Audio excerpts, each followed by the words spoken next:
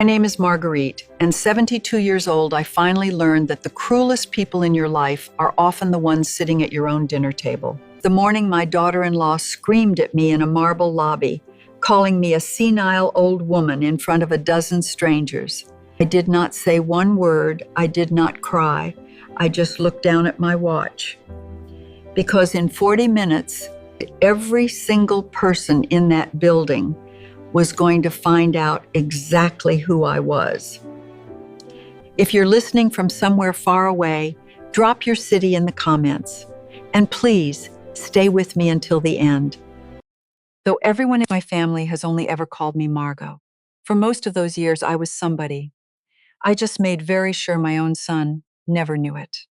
The lobby of Callaway and Reed sits on the 11th floor of a glass tower in the financial district of Boston, and at 8 in the morning, the light pours through those windows like it is trying to show off. I had arrived early because I have always arrived early. A habit 30 years of work burns into your bones and never lets go. I stood near the reception desk in a plain gray coat and flat shoes, holding a leather folder against my chest, and I waited. Then I heard her heels. You learn to recognize the sound of a person who believes a room belongs to them the second they walk into it. Brielle came off the elevator, already talking into her phone, designer bag swinging, and when her eyes landed on me, they did that thing they always did. They went cold and they went small, like she was looking at a stain on the carpet. She did not even say good morning. She crossed the floor and lowered her voice to that fake, gentle tone she used like a weapon, the one that sounds kind to anyone listening, but lands like a slap to the person it is aimed at. Margot, what in the world are you doing here? She said. Did you wander off again? Honey, this is a private office building. You can't just show up at people's jobs. I opened my mouth, but she was already turning toward the young woman at the desk. She's my husband's mother, she said, loud enough for the whole floor to hear. The poor thing isn't all there anymore. She gets confused, she gets lost. Can you call security and have somebody walk her downstairs? We've got a huge meeting in 40 minutes, and honestly, I can't deal with this today. The receptionist looked at me with that careful pity save for the elderly and the broken, and I felt my face get hot. A man in a blue suit slowed down to watch. Two women by the coffee station stopped talking. Brielle kept going, because cruelty is a thing that feeds itself once it gets started. God, she said, half to herself, half to the room, this is exactly why we can't bring her anywhere. She's an embarrassment. Look at her. She doesn't even know where she is. My son was standing 8 feet away, Russell, 46 years old, my only child, wearing a suit that cost more than the first car I ever bought. He had his hands shoved in his pockets and his eyes fixed on the floor like the tile had something fascinating written on it. He did not say her name. He did not say stop. He did not say mom. He just stood there and let it happen the way he had been letting it happen for years. I did not yell. I did not cry. I have sat across the table with men who laundered hundreds of millions of dollars and smiled at me while they lied, and not one of them ever made me flinch. So I just stood very still and let the cold glass of the window press against my back, and I looked down at the watch on my wrist, the one Walter gave me the year before he died, and I thought one quiet thought. You have no idea who I am, but in 40 minutes you will. Let me back up, because none of this makes sense unless you know what I buried. I grew up the kind of poor where you learn the exact price of everything. I married Walter Hale when I was 24, and he was a good man, a high school shop teacher with sawdust always somewhere on his clothes, and a laugh you could hear 2 rooms away. Russell came along 2 years later. We were happy in the small, ordinary way that does not make a good story but makes a good life. And then when Russell was 15, Walter had a stroke at the kitchen sink on a Tuesday morning. And by Wednesday, I was a widow with a teenage boy and a mortgage, and exactly $900 in the bank. So I did what mothers do. I worked. I took a clerk job at a federal building during the day, and at night I sat at that same kitchen table where Walter died, and I studied accounting first, then forensics, then law, until 3 in the morning with cold coffee going to scum in the mug beside me. It took me years, but I clawed my way up, and eventually I ended up where almost no woman my age ever ended up. I became a forensic financial investigator for the Federal Bureau of Investigation. My whole job for 3 decades was to follow money that did not want to be followed. Fraud, embezzlement, old people stripped of everything they had by people who smiled at them on holidays. I was good at it. I was better than good. But Russell never knew any of that, and that was a choice I made on purpose, for reasons I will get to. He grew up and he did everything right, at least on paper. Top of his class, business degree. He opened his own wealth advisory firm and he was sharp and charming and the money came fast. I was proud of him in a way that actually ached. I would watch my boy in his nice suits, eating in restaurants I had never set foot in, and I would think, we made it. Walter, look at our son. We actually made it. And then he met Brielle Voss. The first time I had her over for dinner, I made my roast chicken, the recipe Walter loved, and she pushed it around her plate and told me she was watching her figure. She walked through my little house the way an appraiser walks through a foreclosure, eyes flicking over the worn couch, the faded curtains, the chipped plates, adding it all up and finding it worthless. That night I overheard her by the door, voice low and flat. Russell, she said, your mom lives in a shoebox. It looks bad. People are going to think you don't take care of your own family. And he mumbled something I could not hear. But he did not defend the house. He did not defend me. After they married, the distance grew like mold, slow and quiet and impossible to scrub out. The Sunday lunches stopped. The calls got shorter. Every visit became a list of everything wrong with me. My hair was too gray. It made a bad impression. My clothes were dowdy. The yard was a mess. When my granddaughters were born, Quinn and then Sadie's, I thought, surely a grandmother gets a place at the table. But Brielle kept those girls away from me with 1,000 polite excuses, and Russell let her, and I told myself to be quiet, be small, do not be the difficult mother-in-law, because if you cause no trouble, maybe they will let you stay. So I made myself smaller and smaller, and they treated me more and more like furniture. That is the part nobody tells you. The smaller you make yourself to be loved, the easier you are to throw away. I would have gone on like that, invisible and aching, probably right up until the day I died. But 6 months ago, something happened that woke me up out of that long gray sleep. Russell came by my house in a hurry to grab some of his father's old insurance papers, and he set his phone down on my kitchen counter while he dug through the hall closet. And the screen lit up. A message slid across it, and I was not snooping. I swear to you I was not. It was just sitting there glowing in front of my eyes.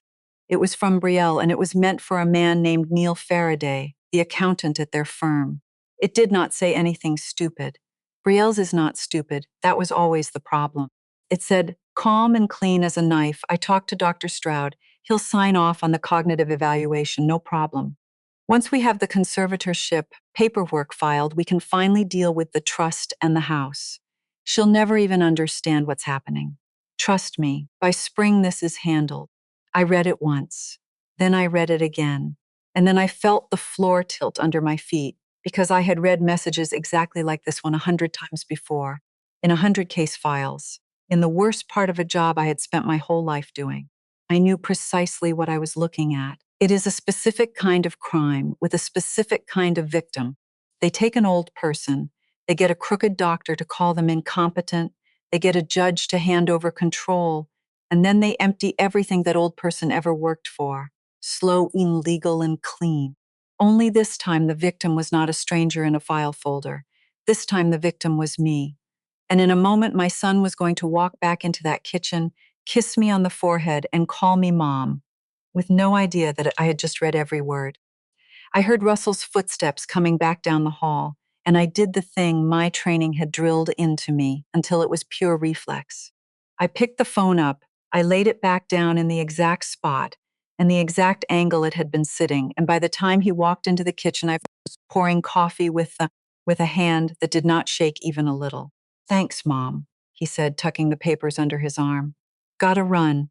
I got a thing at 9. He kissed me on the forehead, quick and weightless, the kind of kiss you give out of habit instead of love.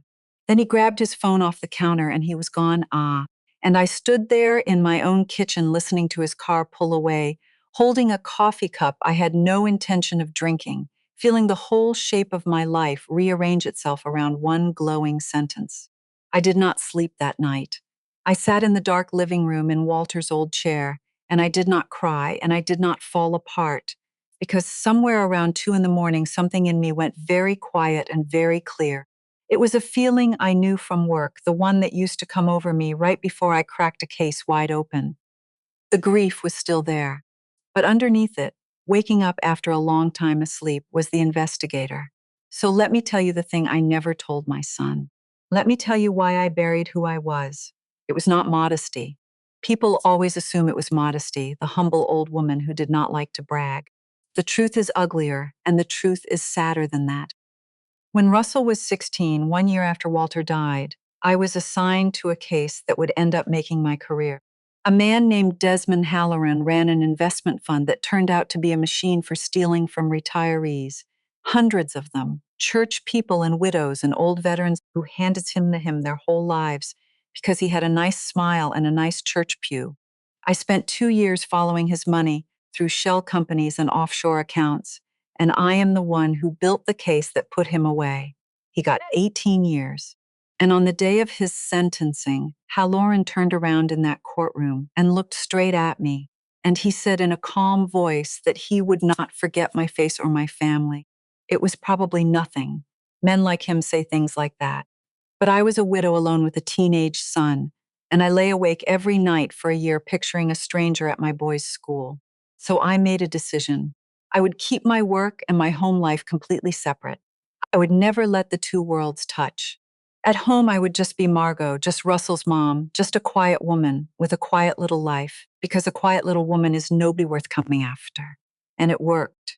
Russell grew up safe, but here is what nobody warns you about. You build a wall to protect the people you love, and then you live behind it so long that you forget the wall is even there. By the time Russell was grown and Halloran was long dead, the habit had hardened into something else. I was not protecting anyone anymore. I was just disappearing.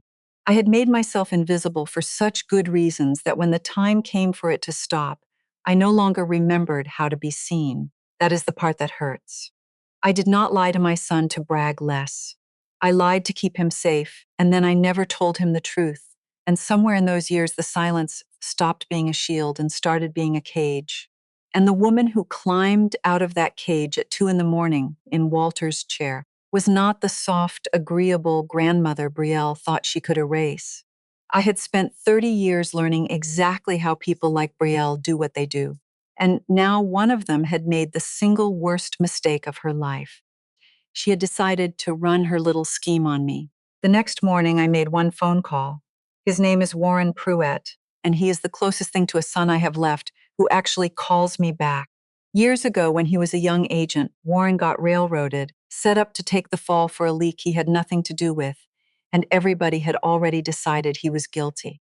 I was the one who went back through the evidence line by line and proved he was clean. I gave him his career and his name back. He never forgot it. He retired a few years after I did, and now he runs his own forensic investigation shop. And when his phone rang and my name came up, he picked up on the first ring. Margot Haley said, warm as anything.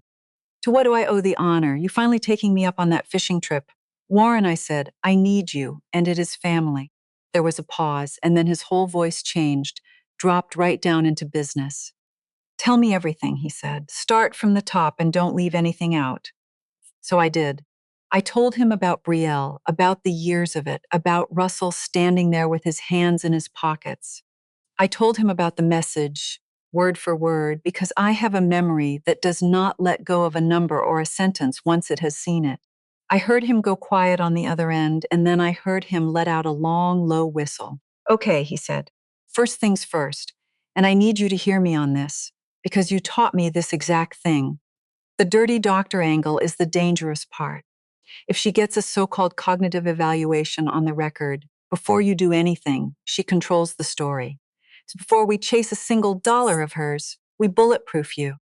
You go get evaluated. Real doctors, top of the field, neurology and geriatric psych, the works. We get it documented in black and white that your mind is sharp as a tack. We take her whole game away before she even sits down to play it. I almost laughed because it was exactly what I would have told him. You always were my best student, I said. I learned from the best, he said. Now go let some doctors poke at your beautiful brain. So that is what I did. Over the next 2 weeks, I sat through every test they could throw at me. Memory recall, cognitive function, full neurological and psychological workups with the kind of specialists who do not come cheap and do not sign their names to anything they are not sure of.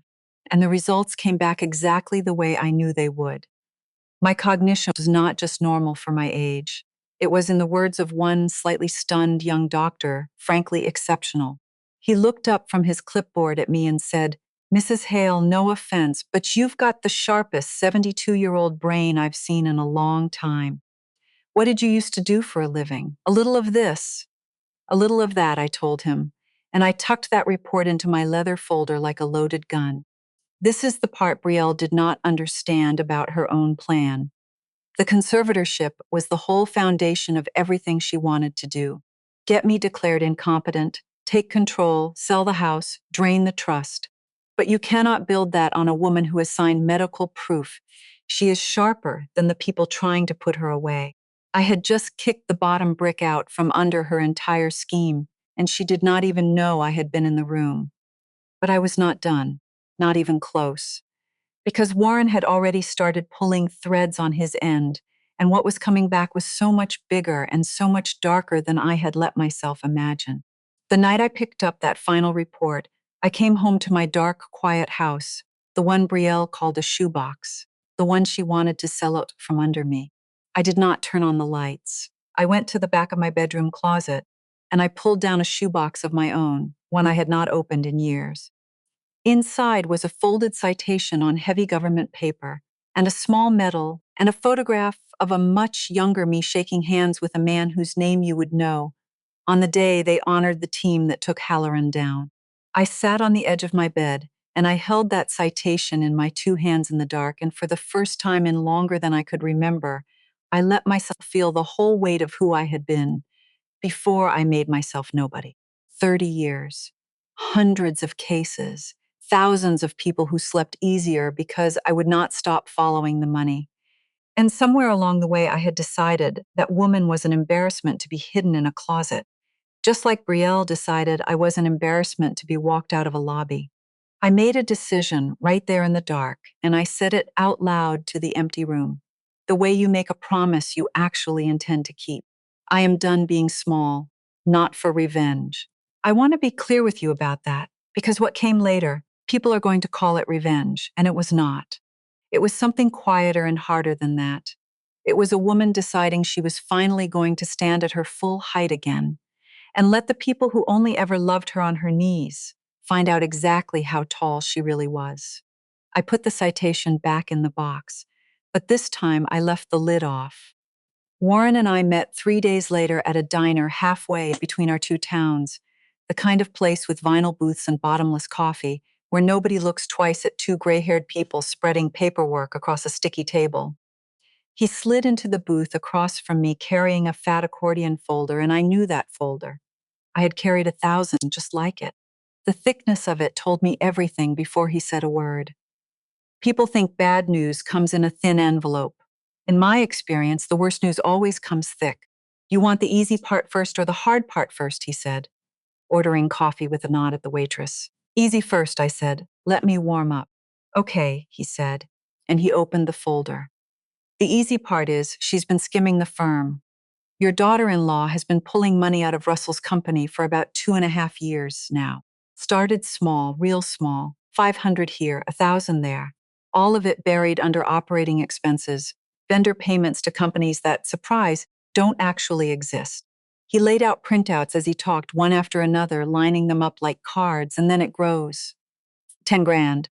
By this year, she's moving $50,000 chunks and dressing them up as consulting fees to a shell she set up in her brother's name. I looked at the rows of numbers, and even reading them upside down across a diner table, the pattern jumped out at me the way a familiar face jumps out of a crowd.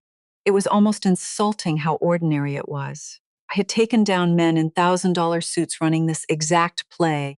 She was good, I will give her that. good enough to fool an accountant who was not looking.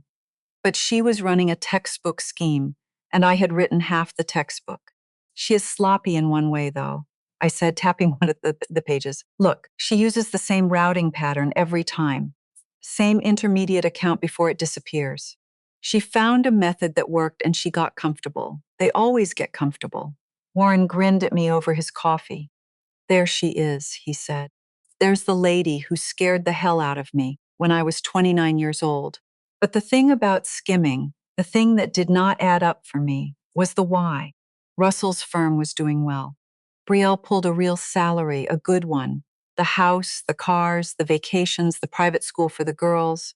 All of it was already covered by money they actually had. People do not risk prison stealing from their own husband's company when they are already living large. Not unless something underneath is on fire. So I asked the question I always asked. It's the question that cracks every one of these cases open. Where is the money going? I said. Because she is not spending 50 grand a pop on shoes. Somebody this scared is feeding a hole. Find me the hole. That's the hard part, Warren said, and his face went serious. He pulled out the second stack, so I pulled her personal financials, and Margot, this woman is drowning. She's got credit card debt north of $90,000 across 6 cards, most of them maxed and bleeding interest. She's got 2 personal loans in default, and she's got collection agencies calling a burner phone. She keeps that Russell, near as I can tell, doesn't even know exists. Sat back against the cracked vinyl. 90,000 in cards. That was not a shopping habit. That was a sinkhole, the kind that swallows a person whole. It gets worse, Warren said quietly. He always saved the worst for when I was already sitting down. The debt traces back further than the marriage. Before she met Russell, Brielle Voss filed for bankruptcy. Then a few years later, there's a pattern of her family bailing her out, then her bailing them out, money sloshing back and forth, her parents underwater by their own place, a brother with a gambling problem in 2 different states. She didn't marry into money and get greedy. She came from a family that's been one bad month from the bottom her entire life, and she's been trying to claw her way out and pull all of them with her. And the harder she claws, the deeper she sinks. And I felt something I did not want to feel sitting in that booth. I felt the smallest, most unwelcome flicker of understanding, because I knew that fear. I had lived it once, a long time ago. A young widow with $900 and a teenage son, and no idea how she was going to make it to the end of the month. I knew exactly what it does to a person to be that afraid of the bottom. The difference, I reminded myself, is that I climbed out by working until 3 in the morning. She decided to climb out over the body of an old woman she figured nobody would miss. I did not say any of that out loud. I just said, what else? Warren did not answer right away. He pulled out one last document, and he did not slide it across the table the way he had the others. He held on to it for a second, and he looked at me, and I have known that man for 20 years, and I knew that look. It was the look you give somebody right before you hand them something that is going to change the temperature of the whole room. This one's not about her, he said. This one's about Russell. And I need you to take a breath before you read it. He laid it down. It was a mortgage document. A second mortgage, taken out 14 months ago, against the house Russell and Brielle lived in, $190,000, pulled out against the equity. And at the bottom, on the line for the borrower, was my son's signature. Except it was not my son's signature. I knew Russell's handwriting better than I knew my own. I taught him to write at that same kitchen table. I had signed his report cards and read his college essays and kept every birthday card he ever made me. And the name on that line was a forgery. A good one, careful. Somebody had clearly practiced it, but it was wrong. In the places forgers are always wrong, the pressure too even, the loops too neat, the little hitch in the R that Russell makes without thinking, just slightly off. Brielle had forged my son's name to pull nearly $200,000 out of their home, and she had used the firm's letterhead to make the whole thing look clean and legitimate. I sat very still and I looked at that page for a long time. She mortgaged their house, I said slowly, without his knowledge, by forging his name, using his own company's paper to do it. Yeah, Warren said. And then the rest of it landed on me all at once, the way these things do. and it was so much worse than I had understood walking into that diner. Because I'd been sitting there thinking of myself as the victim, the old woman they wanted to put away and rob. And I was. But I was not the only one. Do you see what this means? I said, and I heard my own voice go cold and flat, my work voice, the voice I used in interrogation rooms. Warren, this is not just her stealing. His name is on a fraudulent mortgage. His signature, forged or not, is on loan documents tied to a firm that is also being embezzled from. If this comes apart the wrong way, if some prosecutor or some bank lawyer pulls this thread without the full picture, my son does not look like a victim. He looks like a co-conspirator. Warren nodded slowly, watching my face. That, he said, is exactly what I was afraid you'd figure out, and exactly why I made you sit down first. I closed the folder. Outside the diner window, the parking lot was going gold in the late afternoon light. Ordinary people getting into ordinary cars. None of them knowing that across two booths, an old woman had just realized the math had completely changed. This had started as a woman protecting herself from being robbed. I had been ready to fight Brielle for my house and my dignity and call it even. But that was over now. Because somewhere in those 2.5 years of careful, patient theft, Brielle had done something she may not have even meant to do. She had built a trap, and my son, my only child, the boy who let her humiliate me in a lobby, was standing right in the middle of it and did not even know the jaws were open. To save myself, I now had to save him too. Even if he never knew I did it, even if he never thanked me, even if the last clear memory he had of me was standing silent against a glass wall while his wife called me senile in front of strangers. That is the thing about being a mother. They can forget who you are. They can hide you in a shoebox at the back of the closet, and you will still tear the world apart to pull them out of the fire. I picked up my coffee. It had gone cold. I drank it anyway. All right, I said. Show me the trust documents. We are going to do this right. We spent the next 2 weeks turning Brielle's life inside out, and the deeper we dug, the worse the picture got. But it was the trust that kept me up at night. Walter and I had set up a family trust years ago, back when I still believed this family was something worth building a future for. The house was in it. So was a college fund I had been quietly feeding for Quinn and Sadie since the day each of them was born. A few $100s a month out of my pension, money I scraped together so my granddaughters would never sit at a kitchen table at 3 a.m, wondering how they were going to pay for anything. It was not a fortune, but it was clean, and it was theirs, and it was sitting right in the path of everything Brielle was trying to do. Because here is what I finally understood, looking at the whole board the way I used to look at a case before trial. The skimming, the forged mortgage, the conservatorship, none of it was separate. It was one machine.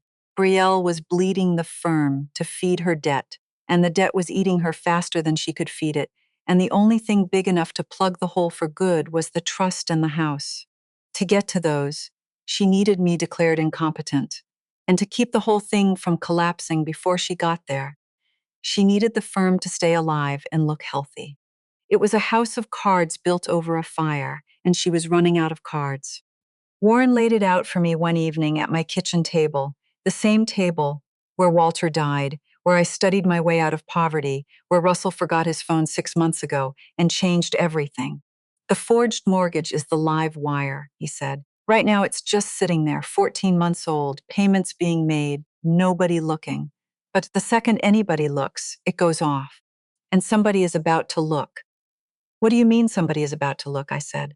He slid his tablet across the table. The firm is being audited, Margot, not by Brielle's friendly accountant. There are 3 formal complaints sitting with the state board against Brielle personally. Malpractice stuff. Clients she ghosted, money that didn't get where it was supposed to go. Those complaints trigger a review. And a review of her means a review of the firm, which means professional auditors, the real kind, are going to start pulling on every thread in that company within a matter of weeks. I felt it then, the cold drop in my stomach that has nothing to do with fear for yourself. When they pull the firm apart, I said, they find the shell companies. They find the skimming. And they find a $190,000 mortgage with my son's forged signature on the company letterhead. Warren nodded. and they don't know it's forged. To an auditor walking in cold, it just looks like the two partners pulled cash out of a house and ran it through the business. It looks like both of them were in on it. He let that sit. Brielle, when this blows, she's going to grab the nearest life raft. And the nearest life raft is going to be your son. She'll say it was his idea. She'll say she signed where he told her to. And his name is on enough paper to make it stick long enough to ruin him. So this was the trap, fully sprung in my mind at last. Brielle had not set out to frame Russell. She was too focused on saving herself to plan something that elegant, but that is what made it so dangerous.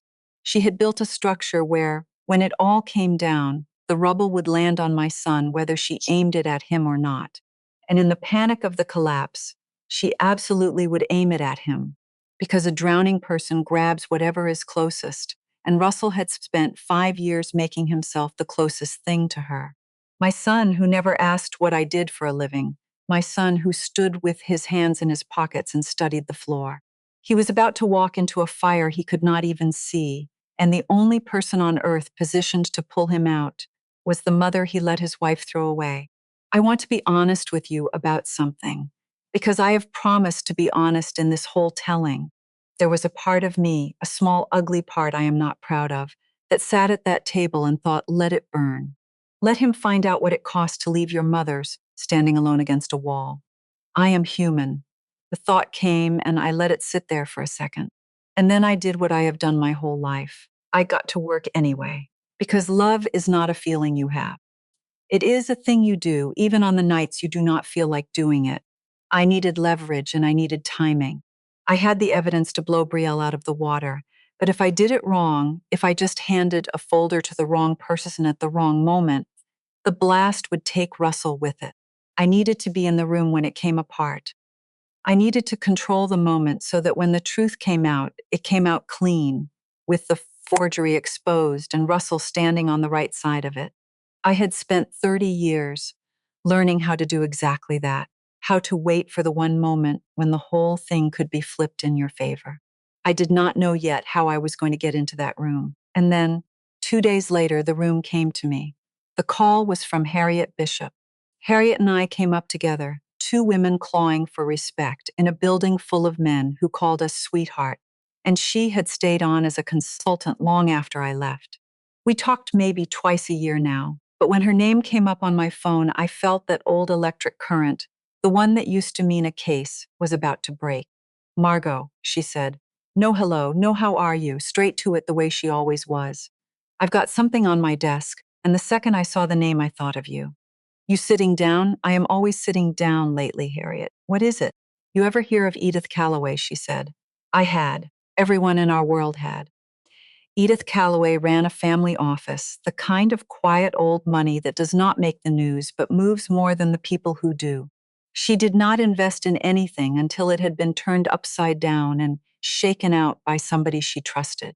She's about to put a serious amount of capital into a wealth advisory firm, Harriet said. Small shop growing fast. Before she signs, she wants a full independent forensic review of the books. Standard for her. She doesn't trust a deal she hasn't had torn apart first. And she asked me if I knew anyone outside the usual firms, somebody senior, somebody who can read a fraud pattern in their sleep and can't be bought or charmed. Discreet, off the radar. My heart was already moving before my brain caught up. Harriet, I said very carefully. What is the name of the firm? She told me. It was Russell's. I closed my eyes. I had spent 2 weeks trying to figure out how to get into the room where Brielle's whole house of cards would have to be laid out on a table in the open. Every account, every transfer, every signature. And now the most trusted money in the city was going to pay me to be the one sitting at the head of that table, with full authority to demand every document, every line, every name. As an independent reviewer, completely legitimate, completely above board, hired by the other side, not chosen by me, and Brielle, who was betting everything on this deal closing to plug her hole for good, who would be sitting in that room and books she even had spent 2.5 years cooking, had no idea on God's green earth that the independent expert Edith Calloway was bringing in was her own mother-in-law, the senile old woman from the lobby. Are you interested? Harriet asked, and I could hear the grin in her voice. Because Harriet did not know the half of it, but she knew me, and she knew I did not say no to a real one. I looked across my kitchen at the shoebox on the counter, the one with the lid off. Harriet, I said, you have no idea how interested I am. Tell Edith Calloway her reviewer says yes. I hung up the phone. My hands were steady. The board was finally set, every piece exactly where it needed to be, and for the first time in 6 months, I was not the one being moved around it.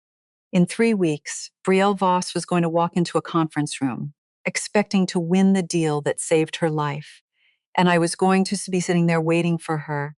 I spent those 3 weeks the way I used to prepare for the biggest trials of my career. I read every document Warren had pulled until I knew Brielle's numbers better than she did. I built the timeline in my head, every transfer, every shell, every dollar, so that I would never once have to look down at a page in that room. I wanted my eyes up. I wanted to watch her face. I also prepared myself for the other thing, the part that had nothing to do with money. Because somewhere in that conference room, my son was going to learn, in the same 10 minutes, who his mother really was and what his wife had really done. I had no way to soften either blow. All I could do was make sure that when it was over, he was standing on solid ground instead of in the wreckage. So I rehearsed my own face the way an investigator does, the calm, the stillness, the level voice. I would need every bit of it. The morning of the review, I dressed plain on purpose. A gray coat, flat shoes, my hair gray and undyed, exactly the way Brielle was always telling me to fix. I wanted to look like nobody. I wanted to look like the woman she expected to see, right up until the second she did not. And that is how I ended up standing in the 11th floor lobby of Calloway and Reed at 8 in the morning, holding my leather folder against my chest, when I heard those heels come off the elevator. You already know what happened next because it is where I started. Brielle saw me and her face went cold and small, and she crossed that marble floor and called me senile in front of a dozen strangers, and told the receptionist to have security walk the poor confused old woman downstairs. And Russell stood there with his hands in his pockets and his eyes on the floor and let it happen. What you did not know the first time I told it is that I had a federal forensic credential in the folder pressed against my chest and a signed engagement letter from Edith Calloway herself, and 3 weeks of evidence that was about to end this woman in the most permanent way a white-collar life can end. So while Brielle hissed at me to stop embarrassing the family, I just looked down at Walter's watch on my wrist and I thought, 40 minutes, and I let her finish. She straightened her jacket like she had just taken out the trash, and she clipped across the lobby toward the big conference room without a backward glance, Russell trailing after her. They never saw me follow. They went in to set up, to lay out their good books, to charm the money. And I went the other way, to the small office Edith Calloway had set aside for her independent reviewer, to put on the only armor I have ever really trusted. It is not a robe. I never wore a robe a day in my life. It is just a navy blazer, plain and well cut, the one I used to wear into interrogation rooms and federal courtrooms, the one that told everyone across the table that the careful, friendly, patient woman they were looking at was the last person on earth they wanted across that table. I put it on. I clipped my real credentials to the leather folder, face out, and I looked at myself in the small mirror on the office walls, a 72-year-old woman with gray hair and lines around her eyes that told 30 years of stories, and I did not see somebody senile. I did not see somebody small. I saw the investigator who put Desmond Halloran away, awake again at last. Then I walked down the hall to the conference room, and a young associate held the door open for me, and I stepped inside. It was a long glass room with the whole city behind it. Edith Calloway sat at the head of the table, silver-haired and still as a hawk, flanked by two of her analysts. Russell sat on the near side with a stack of binders, looking nervous in the way that successful men look nervous, jaw tight, smile too quick. And there at the center of her side of the table sat Brielle. Papers fanned out in front of her mid-sentence, mid-charm, telling Edith Calloway some smooth story about the firm's outstanding growth trajectory. She did not look up when I came in. She was too busy performing for the money to notice the room had gone quiet. Edith Calloway let her finish her sentence. Then she said, in a dry, even voice, "Before we go any further, let me introduce the independent reviewer my office retained for this engagement. I think you'll find her thorough."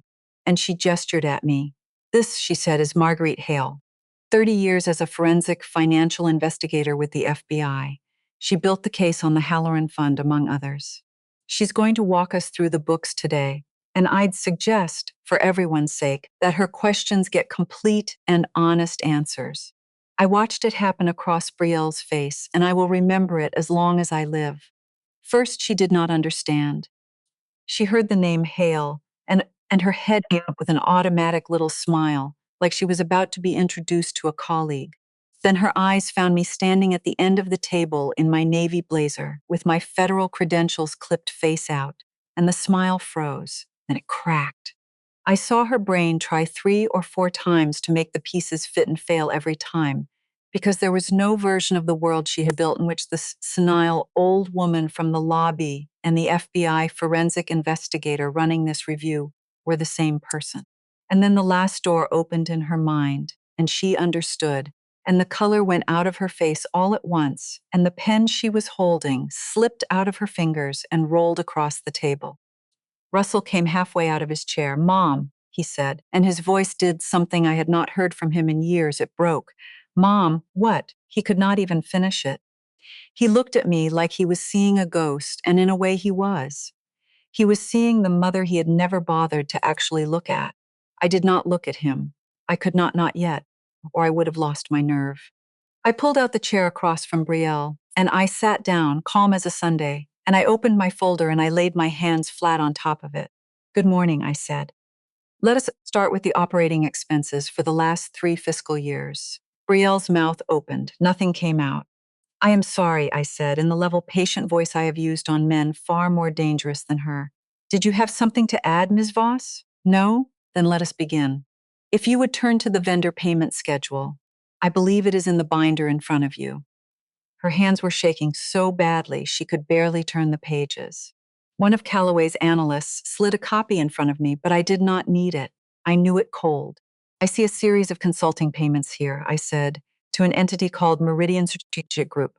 Substantial ones, 30,000, 40, 50, going back roughly 2.5 years. Ms. Voss, can you tell the room what services Meridian Strategic Group provided to the firm?" "They," Brielle said, and her voice came out as barely a whisper, "they did consulting, strategic consulting, for client acquisition." I let a small silence sit there, the kind I learned to use a long time ago, the kind that makes a guilty person fill the air with rope.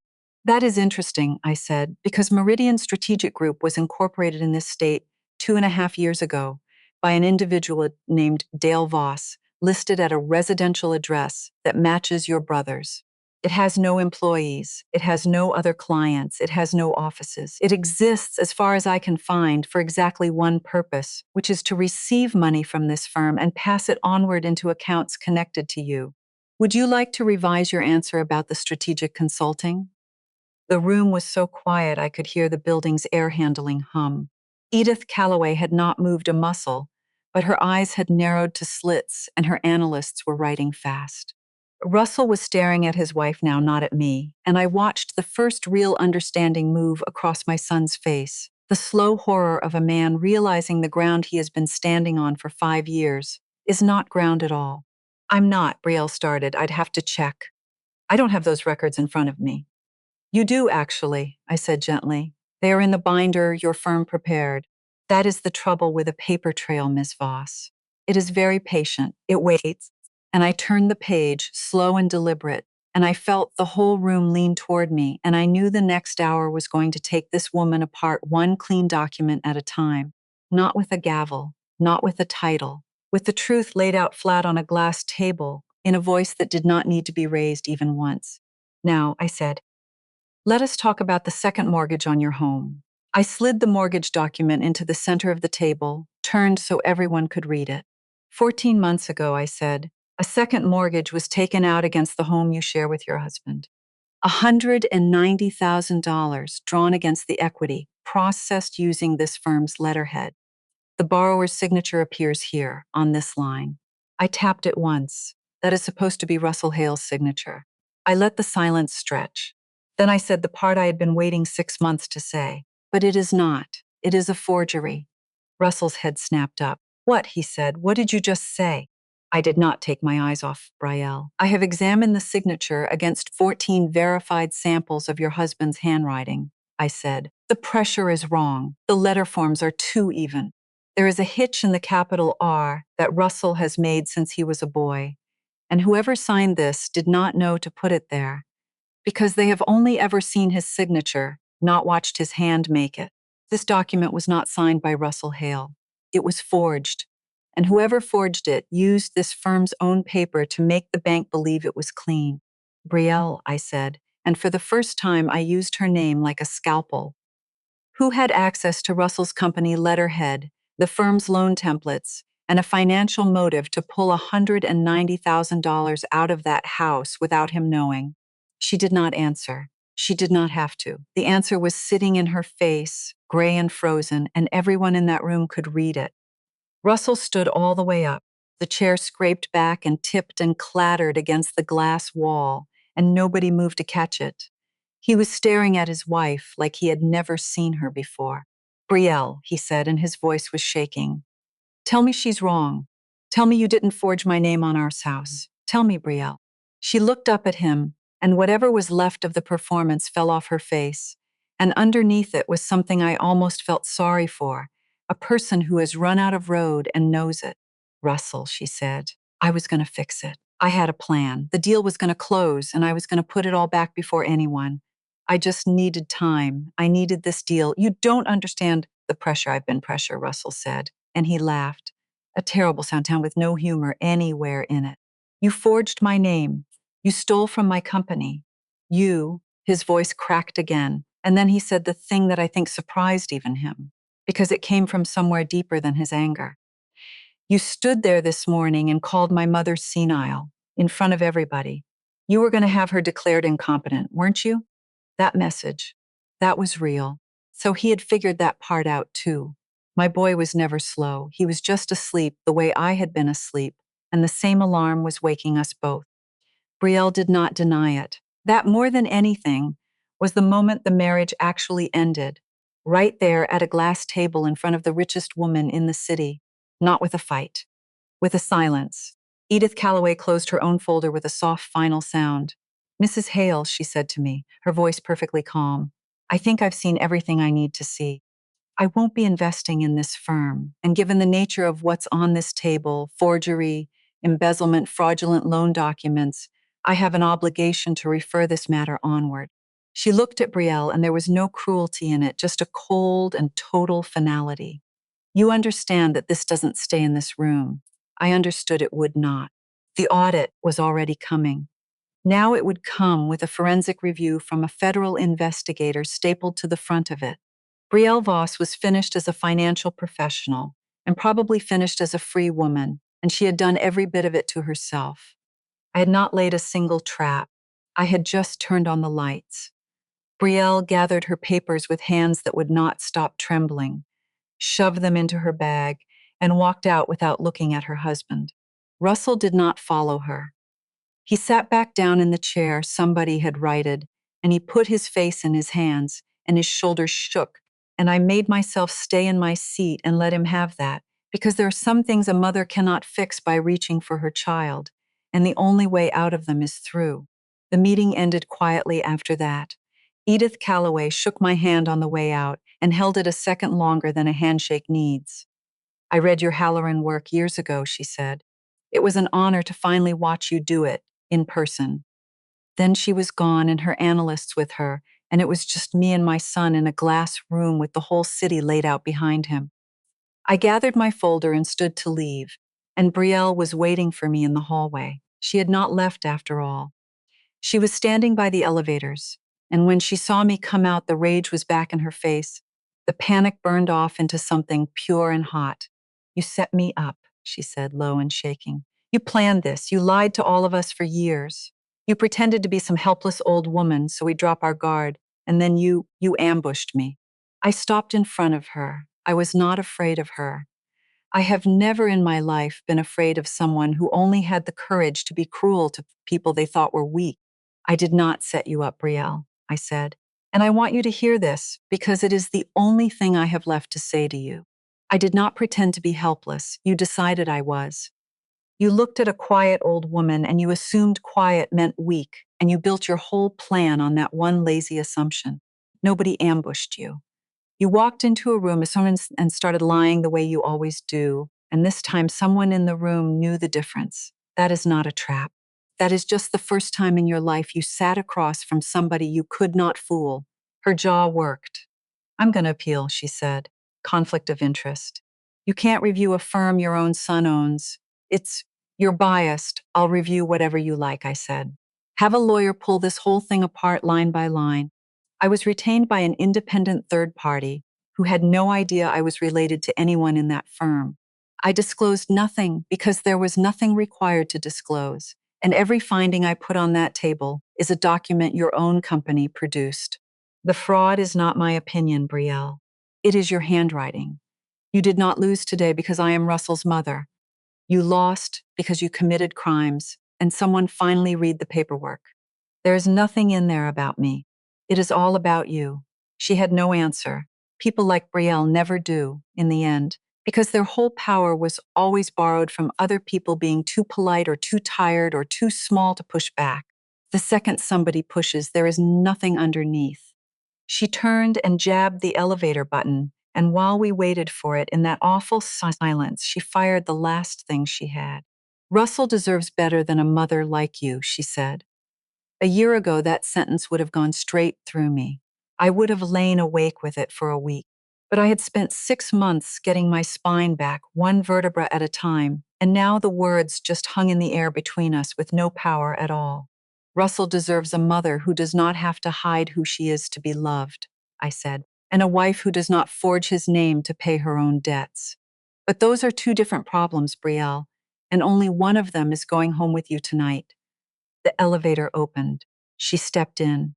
The doors closed on the most expensive mistake she would ever make, and I stood alone in the hallway and let out a breath I felt like I had been holding for 30 years. Behind me, the conference room door opened. Russell came out, hollow-eyed, his tie loose, looking 10 years older than he had that morning. Mom, he said. I turned to face my son, and for the first time since he was a boy at that kitchen table, there was no one standing between us. No Brielle, no lies, no silence. Just the two of us and everything we had never said. Not here, I told him gently, not like this. But when you are ready to actually talk, Russell, you know where I live. In that little shoebox of a house your wife was so ashamed of. His face crumpled. How long, he said. How long were you? All of it, the FBI, all those years. How long? His whole life. I had been somebody his whole life, and he had never once asked. We will talk, I said. I promise you we will. But you need to know one thing right now before anything else. I was never your enemy. I never was, not for one single day. And I walked to the elevator, and I left my son standing in the wreckage of the life he had built without ever once looking at the woman who gave it to him. Russell came to my house 3 days later. I heard his car in the driveway before the doorbell. And when I opened the door, he looked like a man who had not slept since the conference room. His suit was wrinkled. He had not shaved. And the first thing my 46-year-old son did when I opened that door was put his face in his hands and start to cry on my front step like he was 6 years old again. I made coffee. We sat at the kitchen table, the one where his father died, the one where I studied my way out of poverty, the one where I read the message that changed everything.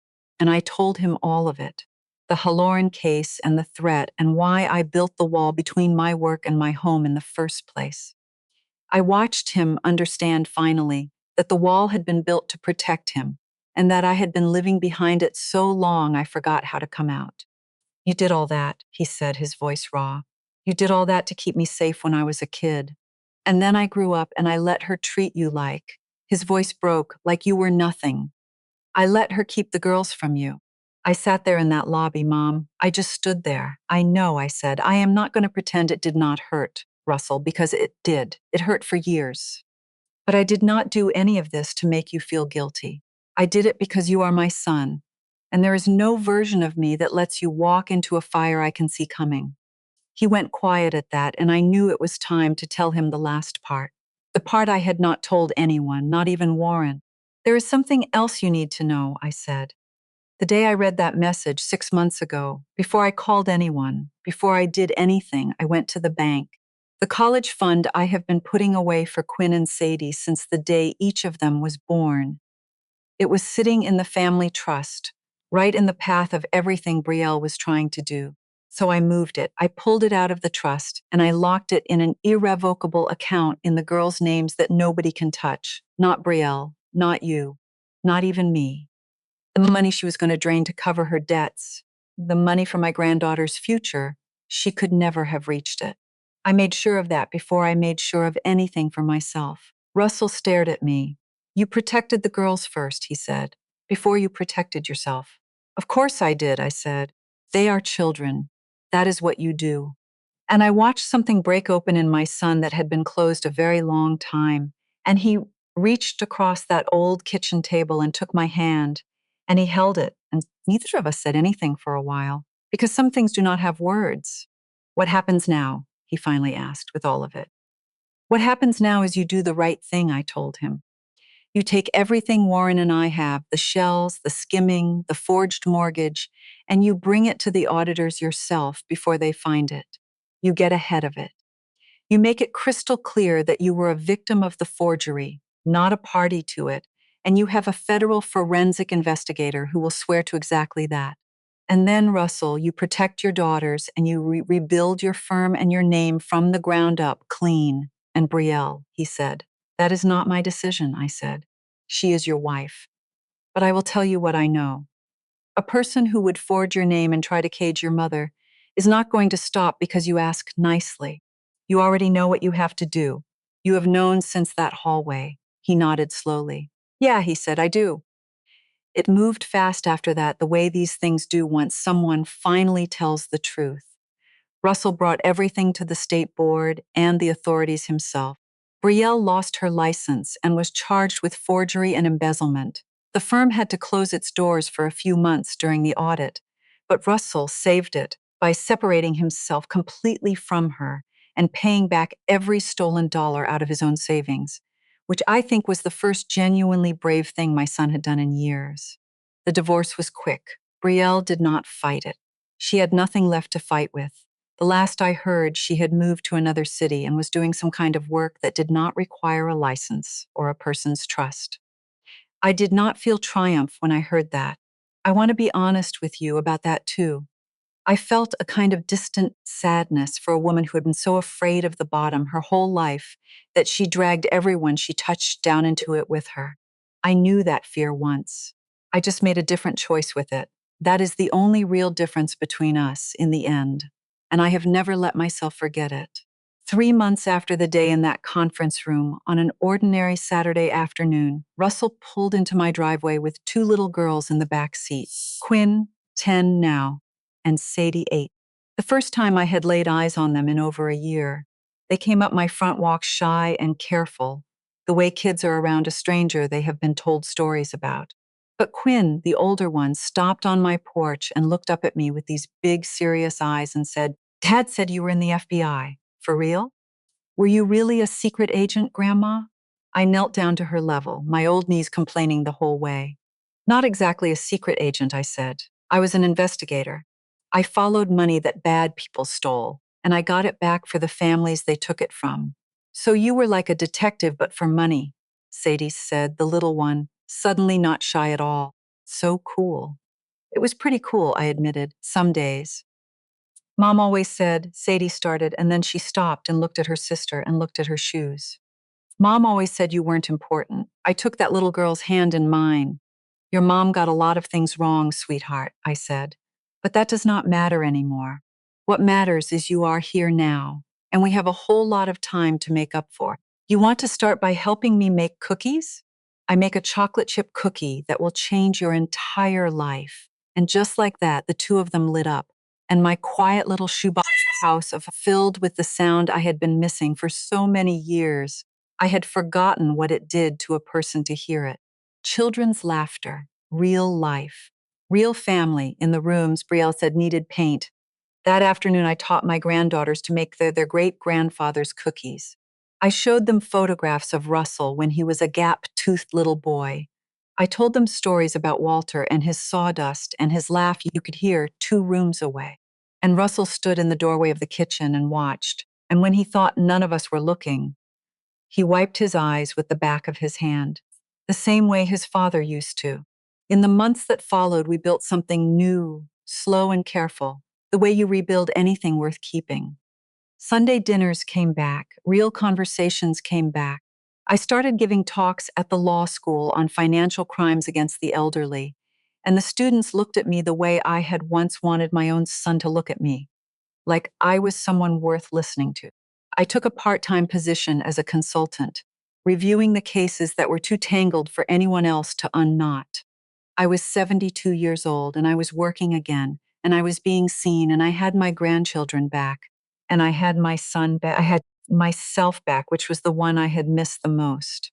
One evening near the end of that first good year, I came home to find a small bouquet of flowers on my doorstep. The card was in Russell's handwriting, the real thing this time, hitch in the R and all. It said, "Because it is never too late to bloom again. Love, Russell, Quinn, and Sadie."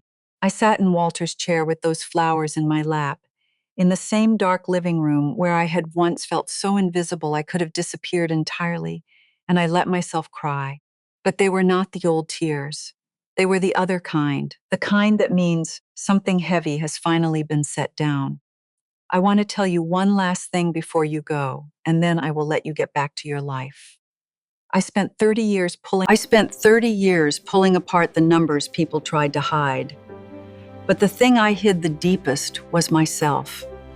For years, I believed that if I just made myself smaller, quieter, easier to overlook, then the people I loved would love me more. I was wrong. People do not love you for being small.